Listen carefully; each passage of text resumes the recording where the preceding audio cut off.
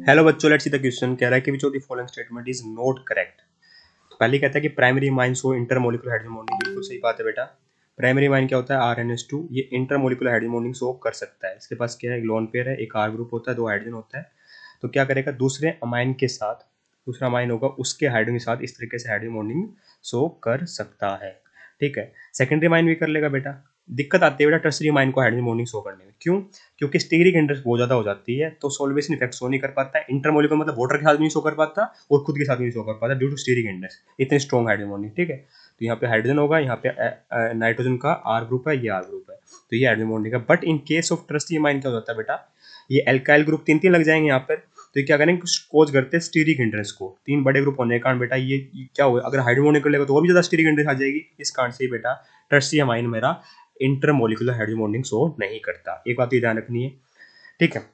भाई ऑप्शन देख लेते हैं। पहला कहता है कि प्राइमरी अमाइन शो इंटर, बिल्कुल सही शो करता है बेटा। हमसे इनकरेक्ट पूछा है, इसको मैं टिक नहीं करूंगा। सेकंड कहते हैं कि secondary amine show intermolecular hydrogen bonding, बिल्कुल शो करता है बेटा, पर हमसे इनकरेक्ट पूछा है।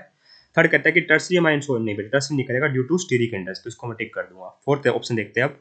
फिर कहता है कि amines have lower boiling point as compare to that of alcohol and carboxylic acid of comparable molar mass. बिल्कुल सही बात है बेटा। अगर आप अल्कोहल ले लोगे और अमाइन ले लोगे सेम मास का, तो एक्चुअली में बॉइलिंग पॉइंट है ना, कई फैक्टर डिपेंड करता है। एक तो मोलिकुलर मास उसने कह दिया सेम ही है।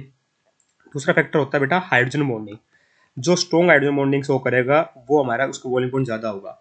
एल्कोहल्स के अंदर बेटा मेरा ऑक्सीजन एटम होता है, जो इलेक्ट्रोनेगेटिव एटम हमें पता है ROH होता है, और इसके अंदर क्या है? इलेक्ट्रोनेगेटिव एटम नाइट्रोजन है।